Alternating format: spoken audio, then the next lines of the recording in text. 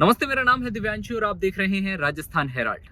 जब हम चुनावी यात्रा पर निकलते हैं तो हमारे सामने कई सारी चुनौतियां होती हैं और ये चुनौतियां लोगों के बीच होकर होती हैं, लोगों की भावनाओं से जुड़ी होती हैं, क्योंकि हमें सच सामने लाना होता है। धरातल की जमीनी स्तर की जो सच्चाई है वो सामने लानी होती है।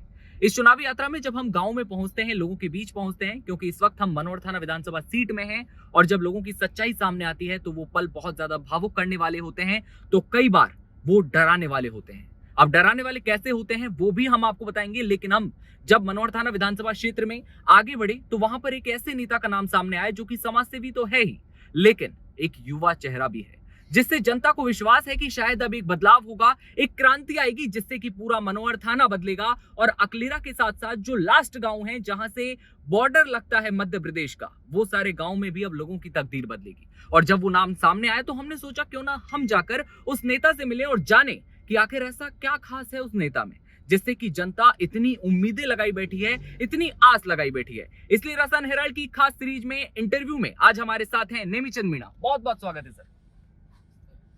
तो सर, हम आपके बीच हैं, हम आपके मनोर थाना विधानसभा क्षेत्र के कई सारी जगहों पर घूमे, 25 से 30 गांव हमने कवर किए और जब हमने यहाँ पर सच्चाई देखी, जनता से जाना, तो एक आपका नाम सामने आया कि नेमीचंद मीणा, जो कि शायद हमारी बात सुनेगा, एक युवा चेहरा है और किसी राष्ट्र और देश के विकास के लिए जरूरी है कि एक युवा चेहरा हमारे साथ हो। पहले तो आपका बहुत बहुत धन्यवाद, क्योंकि आप आज चुनावी दौरे पर थे, आपके अलग अलग क्षेत्रों में आप जाते हैं, तो आज आपने हमें बीच में जगह दी, क्योंकि चुनावी दौरे हैं तो हम बीच में सर को डिस्टर्ब भी नहीं करना चाहते थे, लेकिन सर ने हमें समय दिया।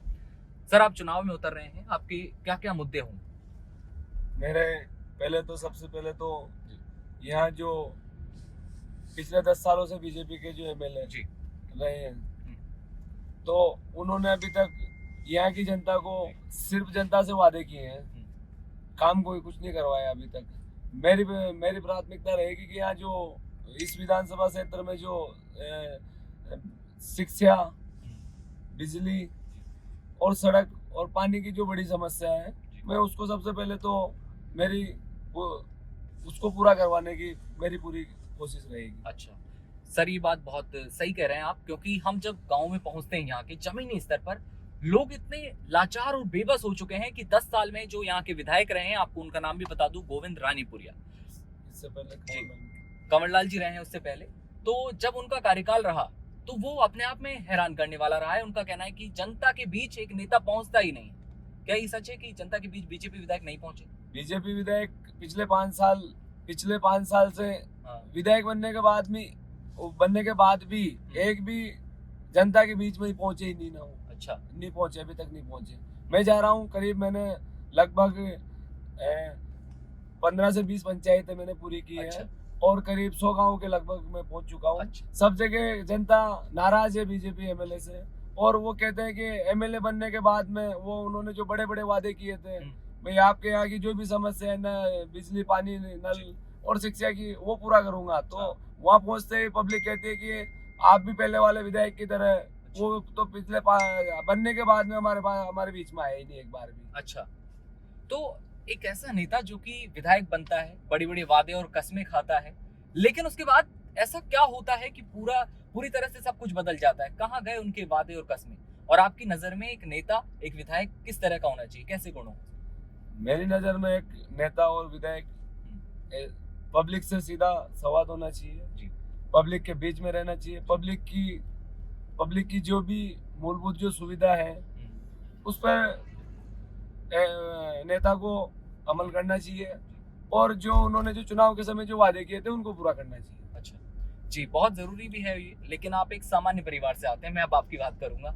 आप एक सामान्य परिवार से आते हैं, युवा चेहरा है और युवा सोच है, जो कि राष्ट्र के लिए और देश के लिए, क्षेत्र के लिए बेहद जरूरी हो जाती है, लेकिन कांग्रेस आपको टिकट देती है। आप इसे किस तरफ देख रहे हैं, किस तरह से? एक जनता मेरे पे जो विश्वास कर रही है, तो मैं जनता के बीच में जो भी जनता की जो समस्या है, छोटी मोटी समस्या है, मैं हमेशा जनता के बीच में रहा हूँ और काफी क्षेत्र में काफी समस्या रही है। अच्छा, वो मैं पूरी करूंगा। अच्छा, तो उन समस्याओं को आप पूरा करने के लिए आपने अपना रोड मैप तैयार किया है, और जैसा कि आपने अभी बताया कि सड़क, पानी और शिक्षा और चिकित्सा आपके लिए बेहद जरूरी है और उन पर आपका फोकस रहेगा।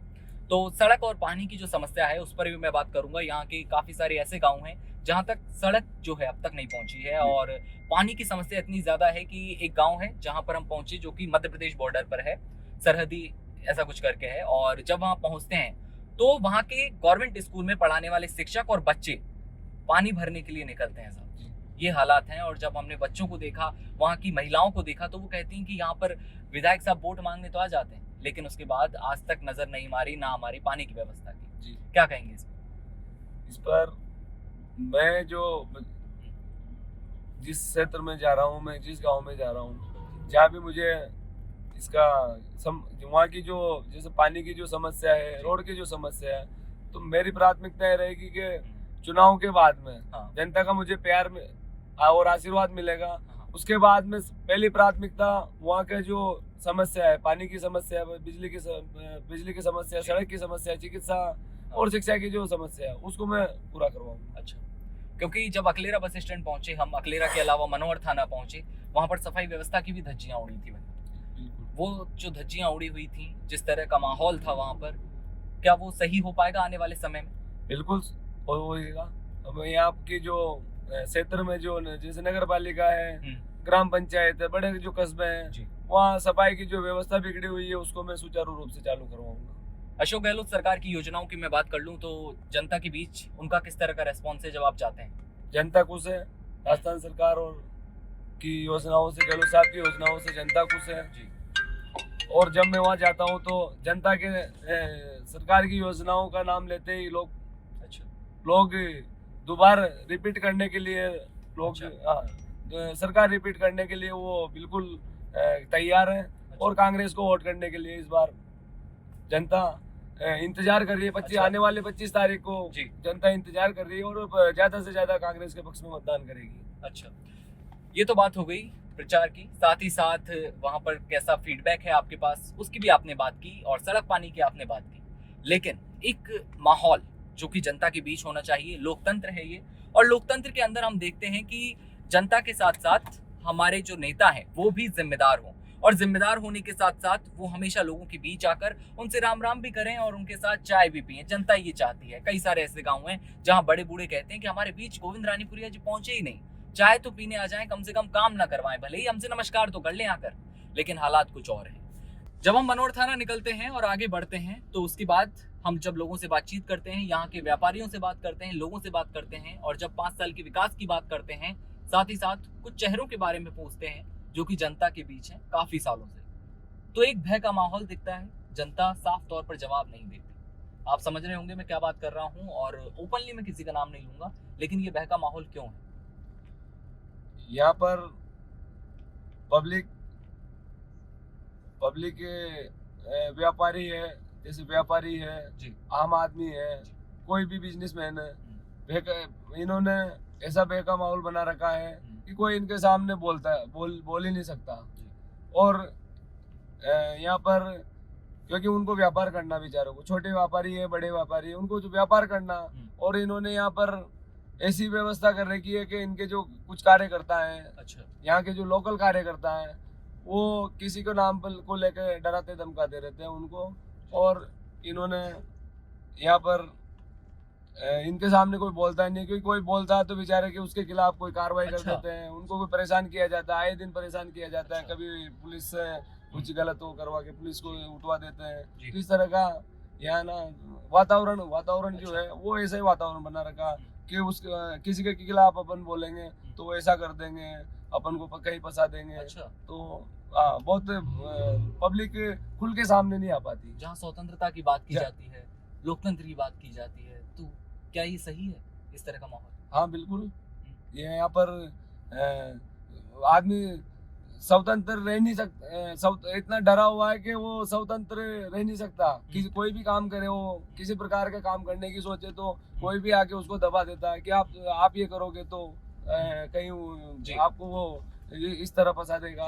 तो लोग डरे हुए हैं, बहुत लोग डरे हुए हैं, और मैं उनको विश्वास दिलाता हूँ कि जो उनके अंदर जो डर है उसको निकालने का पूरा प्रयास कर रहे हैं, और जनता उसका जवाब देगी आने वाले समय में। अच्छा, कांग्रेस के राज में और जब आपका शासन होगा, आप जीतते हैं मानिए, तो फिर किस तरह की व्यवस्थाएं होंगी? ये माहौल खत्म होगा और किस तरह से बदलेगा यहाँ पर? बिल्कुल, यहाँ जो जो यहाँ का जो वातावरण है जी और यहाँ पर जो बे का जो माहौल है, जी इसको हम बिल्कुल खत्म करेंगे और आदमी स्वतंत्र रहेगा। वो उसके उसके वो स्वतंत्र रहेगा, वो कुछ भी करे, कैसे भी उसका जीवन जिए, वो साधारण जीवन जिए, ऐसे हम व्यवस्था करेंगे। और यहाँ जो बे का जो माहौल है, इसको खत्म करने का पूरा प्रयास शांति और करेंगे। सुकून वाला शांति और सुकून वाला बिल्कुल। तो आपके पिताजी रहे हैं रामलाल जी, जिनका नाम इतना है कि जब जब नाम सामने आता है तो लोगों के चेहरे पर एक खुशी होती है। जब हमने उनसे उनके बारे में प्रश्न किया तो उनका कहना है कि उनका जो शासन था, जब वो थे चेयरमैन रहे हैं वो भी, तो उस समय काम बहुत शानदार रहा और खुश है। क्या सोचते हैं आप अपने पिताजी के बारे में? नक्शे कदम पर आप चलेंगे? बिल्कुल उन्हीं के लक्ष्य कदम पे चल रहा हूँ मैं, और आगे भी उन्हीं के लक्ष्य कदम पे चलूंगा। मेरे पिताजी ने अकलेरा नगर पालिका के चेयरमैन रहते हुए जो अकलेरा को जो विकास की जो गति दी है, हाँ। वो आज भी लोग, अकलेरा नगर के लोग जो है ना, आज भी मेरे पिताजी को याद करते हैं। और बिल्कुल मैं मेरे पिताजी के लक्ष्य कदम पर ही चलूंगा और पूरे जनता की जो डिमांड है, जनता की जो आशाएं हैं, उसको मैं पूरा करूंगा। अच्छा, तो उमंग, उत्साह, जुनून जिस तरह का लोगों का है इस वक्त, और हम अभी गांव में पहुंच भी रहे हैं। आपने खेती की बात की, यहाँ पर जिस तरह से खेत लहरा रहे हैं, सिंचाई के लिए पानी की व्यवस्था की बात हो रही है, तो उस पानी की व्यवस्था किस तरह से होगी? बिल्कुल पानी की व्यवस्था हम जहाँ किसी भी विधानसभा के जो किसी भी क्षेत्र में जो पानी की समस्या है, उनको हम छोटे छोटे जो एनीकट और डैम के उससे गाँव में पानी पहुंचाने की पूरी सरकार के माध्यम से हम पूरी व्यवस्था करेंगे। मैं आपसे ज़्यादा समय नहीं लूंगा, बस आखिरी एक और दो क्वेश्चन और करूंगा, फिर इसके बाद हम आगे बढ़ते हैं। मेरा एक प्रश्न ये रहेगा कि आपके सामने क्या बीजेपी के 10 साल जो विधायक रहे हैं अब तक, क्या वो आपके सामने एक चुनौती है? नहीं, कोई चुनौती नहीं है। किस तरह से? यहाँ की जनता का आशीर्वाद मुझे मिलेगा। अच्छा। और मैं जनता के बीच में रह के, जनता जो मेरे पे विश्वास करेगी, हाँ। मैं बिल्कुल, मेरे को कोई चुनौती, मेरे सामने कोई चुनौती नहीं है और मैं 100% चुनाव जीतूंगा। आखिरी प्रश्न, जनता आपको क्यों चुने? जनता नेमीचंद मीणा को क्यों चुने? एक नया चेहरा, जो यहाँ की जो डिमांड है, मनोहर थाना विधानसभा क्षेत्र की जनता की जो डिमांड थी, एक युवा चेहरा और नए चेहरे की जो डिमांड थी, वो पार्टी ने मुझे दी और मैं, जनता मुझे पूरा एक्सेप्ट कर रही है। अच्छा, तो फिर फिक्स है इस बार कांग्रेस आएगी? जी बिल्कुल, जरूर कांग्रेस आएगी। मनोहर थाना विधानसभा में इस बार जो पुराना जो इतिहास है जी, वो बदला जाएगा। जनता को आपका कोई संदेश जो आप देना चाहें हमारे माध्यम से? जनता से मैं एक ही अपील करूंगा कि जो पिछले 10 सालों से जो बीजेपी का एमएलए है, हाँ। उनसे अब जनता त्रस्त है। और जनता से मैं एक ही अपील करूंगा कि इस बार आपके बेटे और आपके भाई को आशीर्वाद दें और जिता के विधानसभा में भेजें। तो इस बार कांग्रेस फिक्स है? बिल्कुल फिक्स है, कांग्रेस आएगी। विजन और मुद्दों के बारे में एक बार और बता दीजिए, क्या क्या मुद्दे हैं आपके जो आपने बताए थे हमें? अब मेरे मुद्दे रहेंगे सड़क जी, शिक्षा जी, पानी, बिजली, जो भी क्षेत्र की जो समस्या है, किसानों का जो सबसे बड़ा है, क्योंकि मैं भी किसान परिवार से आता हूँ। अच्छा। और किसानों का जो हर बार जो मुद्दा रहता है, हाँ, इसका मुआवजे का और जो भी है सारे मुद्दे, उसको मैं पूरे समय रहते हुए करवाने का पूरा कोशिश करूँगा जी। तो जैसा कि आपने देखा, इंटरव्यू की खास सीरीज में आज हमारे साथ नेमीचंद जी मीणा हैं और मनोहर थाना विधानसभा क्षेत्र से इस वक्त हम हैं और लगातार 25 से 30 ग्राम पंचायत हमने घूमे हैं, गांव घूमे, सर्वे किया है। अब एक नए चेहरे की मांग, बदलाव की मांग, क्रांति की मांग है, क्योंकि अब यहाँ की जनता बदलाव चाहती है और आपने हमें समय दिया। आपका जो चुनावी दौरा है वो भी अब ऑन द वे है और अब हमसे समय दिया। बहुत बहुत धन्यवाद आपका। इंटरव्यू खास सीरीज में आप बने रहिए। तरह तरह की शख्सियत और हर व्यक्ति, हर शख्स, चाहे वो समाज सेवी हो, नेता हो या फिर दावेदार हो, आपके साथ होगा। राजस्थान हेराल्ड के साथ बने रहिए। कैमरे के पीछे मेरे साथ है रोहित और मैं हूं आपके साथ दिव्यांशु। बने रहिए आप राजस्थान हेराल्ड के साथ। नमस्कार।